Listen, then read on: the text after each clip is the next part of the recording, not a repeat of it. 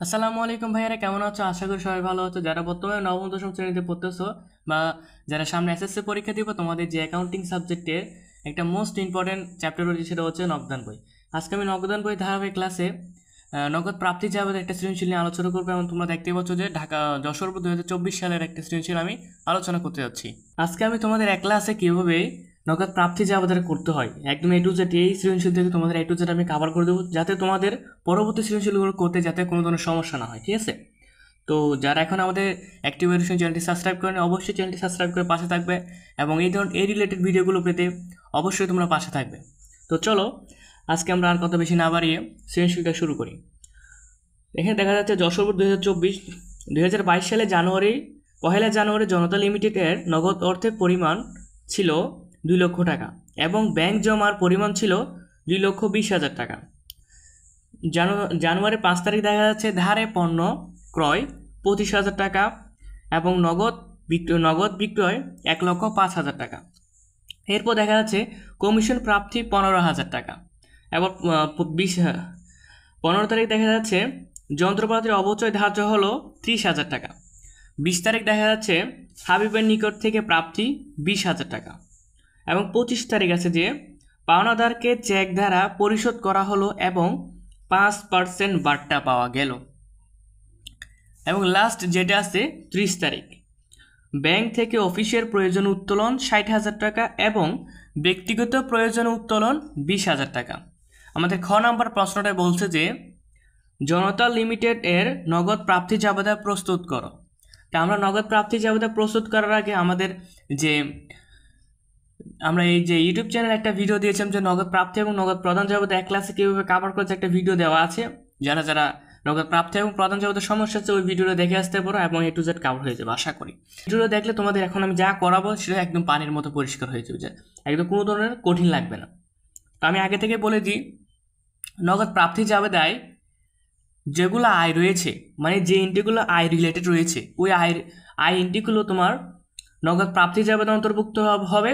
আর যেগুলো ব্যয় রিলেটেড আছে ওইগুলো তোমার নগদ প্রদান জাবেদায় অন্তর্ভুক্ত হবে। যেহেতু আমি এখন নগদ প্রাপ্তি জাবেদা করতে যাচ্ছি, এখন যেগুলো আয় রিলেটেড রয়েছে সেগুলো আমি এখন খুঁজে বের করতে হবে আমাকে। তো প্রথমে দেখো, নগদ অর্থের পরিমাপযোগ্য ছিল 2 লক্ষ টাকা এবং ব্যাংক জমার পরিমাণ ছিল 2,20,000 টাকা। এই প্রারম্ভিক জাবেদা যেটা রয়েছে সেটা আমাদের একটা প্রতিষ্ঠানে ইনভেস্ট করছি আমরা, মানে বিনিয়োগ করেছি, সেটা আমাদের থেকে আছে অলরেডি চলে গেছে আর কি, এটা ব্যয় হয়েছে, সেজন্য এটা নগদ প্রাপ্তি জাবেদা অন্তর্ভুক্ত হবে না। এখানে দেখতে পাচ্ছি জানুয়ারি 5 তারিখ আছে ধারে পণ্য ক্রয় মানে ব্যয়, সেটা আমরা সকলেই জানি, সেটা ক্রয়টা অন্তর্ভুক্ত হবে না। এবং দেওয়া আছে নগদ বিক্রয় 1,05,000 টাকা। তো নগদ বিক্রয় যেহেতু বিক্রয় মানে হচ্ছে আয়, আমাদের যে 5 নাম্বার এন্ট্রিতে এই নগদ বিক্রয় যেটা দেখতে পাচ্ছ, এই নগদ বিক্রয়টা নগদ প্রাপ্তি জাবেদায় অন্তর্ভুক্ত হবে। ঠিক আছে? এরপর দেখতে পাচ্ছি যে কমিশন প্রাপ্তি মানে কি, আমি কমিশন পাইছি মানে আমার কাছে টাকা আসছে, সেহেতু আসছে মানে হচ্ছে আয় হয়েছে আমার, সেহেতু কমিশন প্রাপ্তি 15,000 টাকা, সেটা নগদ প্রাপ্তি জাবেদায় অন্তর্ভুক্ত হবে। এখন দেখতে পাচ্ছি 15 তারিখে যন্ত্রপাতির অবচয় ধার্য হলো 30,000 টাকা। যন্ত্রপাতির অবচয় ধার্য হলো মানে একটা টাকা, একটা অ্যামাউন্ট আমার কাছ থেকে চলে যাবে, আমার তো ব্যয় হবে, ধার্য হয়েছে মানে আমার কাছ থেকে আজকে না হোক কাল দিতেই হবে টাকাটা, সেহেতু আমার কাছ থেকে ব্যয় হবে, কোনো ধরনের আয় আসবে না। সেক্ষেত্রে নগদ যন্ত্রপাতির অবচয় ধার্য হলো 30,000 টাকা। এই 15 তারিখ এন্ট্রিটা নগদ প্রাপ্তি জাবেদায় অন্তর্ভুক্ত হবে না। এরপর দেখো 20 তারিখ বলছে যে হাবিবের নিকট থেকে প্রাপ্তি 20,000 টাকা। হাবিবের নিকট থেকে প্রাপ্তি মানে তুমি একজন ব্যক্তির কাছ থেকে 20,000 টাকা পাইছো, সেক্ষেত্রে তোমার টাকাটা আসছে। ঠিক আছে? টাকা আসলে তোমার কি হয়েছে, আয় হয়েছে, সেটা নগদ প্রাপ্তি জাবেদা অন্তর্ভুক্ত হবে। হ্যাঁ, আর একটা মজার ব্যাপার হচ্ছে যারা জাবেদা একটু সমস্যা রয়েছে, তারা আমি মনে করব যে তারা এই নগদ প্রাপ্তি এবং নগদ প্রদান জাবেদা তারা করতে পারবে না। কারণ হচ্ছে নগদ প্রাপ্তি এবং প্রদান জাবেদা করতে প্রত্যেকটা এন্ট্রিতে তোমার জাবেদা করা লাগবে, মানে দুইটি পক্ষ নির্ধারণ করতে হবে, একটা ডেবিট আর একটা ক্রেডিট। এই দুটো পক্ষ যারা নির্ধারণ করতে পারবে তারাই নগদ প্রাপ্তি এবং প্রদান জাবেদা করতে পারবে। কারণ দেখো কেন বলছে হাবিবের নিকট থেকে প্রাপ্তি 20,000 টাকা, তারা এখন যদি হাবিব হিসাব দিয়ে লিখলো আর কি, টাকাটা আমাদের দুই পাশে লিখতে হবে। তারা যদি সাধারণ জাবেদা না পারে, তারা দুই পাশে টাকাটা লিখতে পারবে না। কারণ হচ্ছে কোন জায়গায় নগদের কলমে লিখবে নাকি ব্যাংকের কলমে লিখবে নাকি অন্যান্য লিখবে নাকি দেনাদারে লিখবে, তারা বুঝতে পারবে না।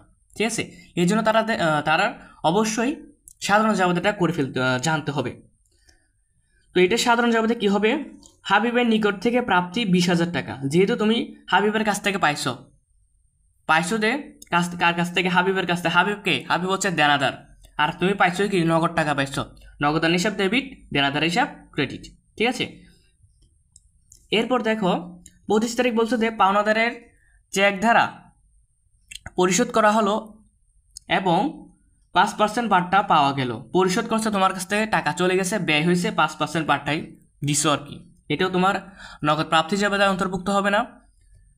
এবার আছে লাস্ট যেটা এন্ট্রি দেখতে পাচ্ছ, ব্যাংক থেকে অফিসের প্রয়োজনে উত্তোলন 60,000 টাকা। উত্তোলন করছো, ব্যাংকে অফিসের প্রয়োজন উত্তোলন করছো এবং ব্যক্তিগত প্রয়োজন উত্তোলন। যেহেতু তোমার এই ধরনের কোনো আয় হয় নাই, মানে হচ্ছে এটা অফিসের প্রয়োজন উত্তোলন করছো, সেটা তোমার কোনো আয় রিলেটেড কিছু বোঝাচ্ছে না। ঠিক আছে, এই 30 তারিখ যে এন্ট্রিটা রয়েছে সেটাও নগদ প্রাপ্তি জাবেদায় অন্তর্ভুক্ত হবে না। এখন আমরা বলেছিলাম যে কোন এন্ট্রিগুলো নগদ প্রাপ্তি জাবেদায় অন্তর্ভুক্ত হবে। 5 তারিখে যে বিক্রয়টা রয়েছে, 5 তারিখ নগদ বিক্রয়, এটা অন্তর্ভুক্ত হবে। 10 তারিখ কমিশন প্রাপ্তি 15,000 টাকা, এটা অন্তর্ভুক্ত হবে। যন্ত্রপাতির অবচয় এটা হবে না। হাবিবের নিকট থেকে প্রাপ্তি 20,000 টাকা, এটা অন্তর্ভুক্ত হবে। ঠিক আছে, এরপর এখানে 25 তারিখ এবং 30 তারিখ এগুলো অন্তর্ভুক্ত হবে না। আমরা 5, 10, 20 যে তিনটে এন্ট্রি দেখতে পাচ্ছি, এই তিনটে এন্ট্রি আমাদের নগদ প্রাপ্তি জাবেদায় অন্তর্ভুক্ত হবে। ঠিক আছে, এখন আমরা ঘর সংখ্যাটা অলরেডি এঁকে রেখেছি, জাস্ট তোমাদের সামনে এখন হাজির করব যাতে তোমাদের সময়টা একটু সেভ হয়।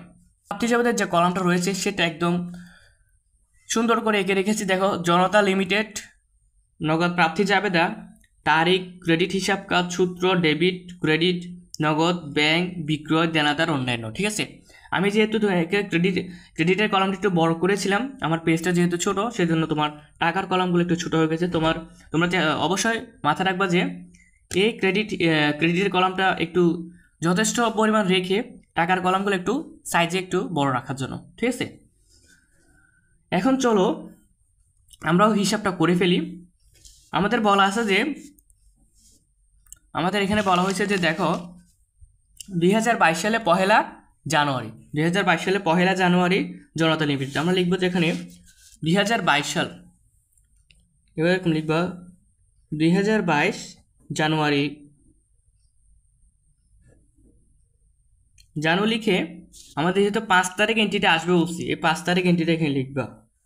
লিখার পরে এটা কি হিসাব, নগদে বিক্রয়। জাস্ট তুমি এখানে বিক্রয় লিখতে পারো, কি লিখবা, বিক্রয় হিসাবও লিখতে পারো বা বিক্রয় লিখতে পারো। বিক্রয় হিসাব লিখি, বিক্রয় লিখতে পারো, বিক্রয় হিসাবও লিখতে পারো, কোনো ধরনের সমস্যা নাই।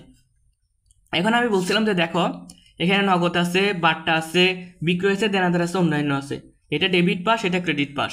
আমাদের এখন সাধারণ জাবেদা কীভাবে নির্ণয় করতে সেটা জানতে হবে। নগদে বিক্রয় মানে নগদ বিক্রয় হচ্ছে নগদান হিসাব ডেবিট 1,05,000 টাকা, এবং বিক্রয় হিসাব ক্রেডিট 1,05,000 টাকা। তো আমরা এটা এখন লিখবো। আমরা এই দুইটা কি করেছি, এই দুটো হচ্ছে আমরা নগদ বিক্রয় এর সাধারণ জাবেদা নির্ণয় করছি যে নগদান হিসাব ডেবিট, বিক্রয় হিসাব ক্রেডিট। তো আমরা এখানে লিখে দিব যে নগদান হিসাব ডেবিট, নগদে কত টাকা ভাই, 1,05,000 টাকা। নগদান হিসাব ডেবিট, বিক্রয় আছে এই তো, বিক্রয় হিসাব ক্রেডিট 1,05,000 টাকা। ঠিক আছে, 1,05,000 টাকা যেহেতু দেওয়া আছে আমরা লিখে ফেললাম। এর পরবর্তী যে এন্ট্রিটা রয়েছে সেটা হচ্ছে কমিশন প্রাপ্তি সাধারণ জাবেদা কি হবে, কমিশন যেহেতু পাইছো, নগদ টাকা আসছে, নগদান হিসাব ডেবিট, কমিশন আয় হিসাব ক্রেডিট বা কমিশন হিসাব ক্রেডিট। ঠিক আছে, তো আমাদের অনেকে প্রশ্ন হতে পারে যে ভাই এখানে তো অনেক কমিশনের কোনো কলাম নাই। এখানে নগদ বাট্টা, বিক্রয়, দেনাদার ব্যতীত যদি মানে ব্যাংক বলো, অফিস সরঞ্জাম হিসাব, মানে এই চারটা এন্ট্রি ব্যতিক্রম যদি কোনো ধরনের এন্ট্রি থাকে সেটা তোমার অন্যান্য হিসাবে চলে যাবে। মানে এই চারটার বিপরীতে অন্যান্য কোনো হিসাব রয়েছে। যেহেতু আমাদের এখন কমিশন যে হিসাবটা রয়েছে, কমিশন আয় বা কমিশন হিসাব ওইটা নাই, যেহেতু আমাদের এখন অন্যান্যতে এটা বসাই দিব। তো আমাদের সাধারণ জবাবে কি হবে, নগদান হিসাব ডেবিট, কমিশন আয় হিসাব ক্রেডিট। ঠিক আছে, এখন লিখবা 10 তারিখ, এভাবে লিখবা। দেখো জানুয়ারি 10 তারিখ, তারপরে কমিশন লিখতে পারো। কমিশন লিখার পরে লিখবা যে এখানে নগদান আমরা কত টাকা পেয়েছিলাম, যে ভাইয়া 15,000 টাকা। নগদান হিসাব ডেবিট 15,000 টাকা লিখবা।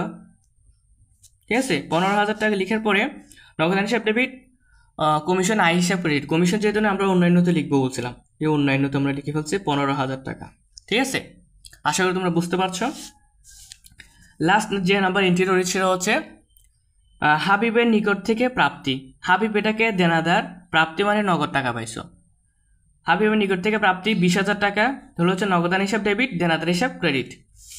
ঠিক আছে, এখানে হাবিব হিসাবও লিখতে পারো, কোনো ধরনের সমস্যা নাই। 20 তারিখ দেওয়ার পরে হাবিব হিসাব লিখতে পারো, হাবিব হিসাব। এই জিনিসটা যে ক্রেডিট হিসাব কাজগুলো রয়েছে সেগুলো কোনো ফ্যাক্ট না, জাস্ট এগুলো তোমার মতো করে তুমি লিখতে পারবে এন্ট্রি দেখে। তোমার মেইন ব্যাপারটা হচ্ছে তোমার টাকার অঙ্কটা ঠিক করে লিখতে হবে। ঠিক আছে, এখন আমাদের বলছে যে হাবিবের নিকট থেকে প্রাপ্তি 20,000 টাকা, সেটা সাধারণ জগতে কি বলছিলাম, নগদান হিসাব ডেবিট, দেনাদার হিসাব ক্রেডিট। এখন নগদান হিসাব কত টাকা, 20,000 টাকা। নগদান হিসাব ডেবিট, দেনাদার হিসাব ক্রেডিট কত টাকা, 20,000 টাকা। আমাদের যে 3টে এন্ট্রির কথা বলেছি, আমরা 3টে এন্ট্রি অলরেডি কাভার করে ফেলছি। ঠিক, এখন আমরা যে টাকার অঙ্কগুলো কিভাবে যোগ করতে হয় সেটা শিখে নেব। ঠিক আছে, একটা ভিডিও তোমাদের কাভার করবে টাকার অঙ্কটা কীভাবে তোমরা যোগ করবা। এজন্য আমি তোমাদের একটা ছোট স্কেল নিয়ে দেখাচ্ছি যাতে তোমাদের একটু বুঝতে সুবিধা হয়। ঠিক আছে, দেখো এভাবে একটা স্কেল নিবা, এরকম টান দিবে রুলার। ঠিক আছে, নেওয়ার পর তোমরা প্রথমত এভাবে লিখবা 1,05,000 এবং 15,000, 20,000 এগুলো যোগ করবা। দেখো আমি ক্যালকুলেটরের সাহায্যে তোমাদের যোগ করে দেখাচ্ছি। 1,05,000 যোগ 15,000 যোগ 20,000, 1,40,000 টাকা। 1,40,000 টাকা দিয়ে ক্লোজ করে দিবা। ঠিক আছে, এরপর হচ্ছে 1,05,000 টাকা এই জায়গায় লিখে ফেলবা। 5,000 টাকা, এখানে 20,000 টাকা আছে, তোমরা 20,000 টাকাগুলো নিচে নিচে করে লিখে ফেলবা। টাকার অঙ্ক যেহেতু একটা আছে তোমরা নিচে নিচে করে লিখে ফেলবা। এভাবে লিখবা। লিখার পরে আরেকটা টান দিবা স্কেল দিয়ে, এভাবে ডেবিটে একটা, ক্রেডিটে একটা। ঠিক আছে, আমি যেহেতু তোমাদের এই কলামটা আগে থেকে করে রাখছি, তোমরা এই দাগটা এখানে দিবা না। ঠিক আছে, এই দাগটা এখানে দিবা না। এখন 1,40,000 টাকা হয়েছে কি হয়নি তুমি কিভাবে বুঝবা। ঠিক আছে, তোমাদের নগদান বইয়ের মতো রেওয়া মিলের মতো দুপাশে টাকাটা অবশ্যই মিলতে হবে। ঠিক আছে, এখানে 1,40,000 টাকা হয়েছে না, এই তিনটা যোগ করে দেখো 1,40,000 টাকা যদি হয় তোমার অঙ্কটা হবে 1,05,000 টাকা যোগ 15,000 টাকা যোগ 20,000 টাকা। দেখো এই পাশে 1,40,000 টাকা হয়ে গেছে, সেক্ষেত্রে দেখা যাচ্ছে আমার অঙ্কটা হয়ে গেছে। 1,40,000 টাকা সেটা এখানে লিখবা, ডাবল ক্লোজ দিবা, এখানে 1,40,000 টাকা। তোমাদের অঙ্কটা এইভাবেও করতে পারো, বা তোমাদের গাইডে বলো বা বইয়ে তোমাদের অনেক ধরনের একদম এক লাইনে এইভাবে করে দেওয়া আছে, এইভাবেও করতে পারো। এইভাবে করলে হয় কি তোমাদের একটা সৌন্দর্য লাগে, সুন্দর করে করবে এবং ফুল মার্ক পেতে পারো। তো ভিডিওটা কেমন হলো কমেন্টে বলবো। এবং আজকে আমি তোমাদের নগদ প্রাপ্তি যে বিষয়টা রয়েছে, নগদ প্রাপ্তি বিষয়টা একদম A to Z কাভার করেছি, পাশাপাশি যে নগদ প্রদানের যে কীভাবে করবা সেটা সব কাভার করে দিয়েছি। যদি কোনো ধরনের সমস্যা থাকে কমেন্টে বলবো। তো আজকে পর্যন্ত ভালো থেকো, সুস্থ থাকো, অ্যাক্টিভ এডুকেশন চ্যানেলের সাথে জুড়ে থাকো। আল্লাহ হাফেজ।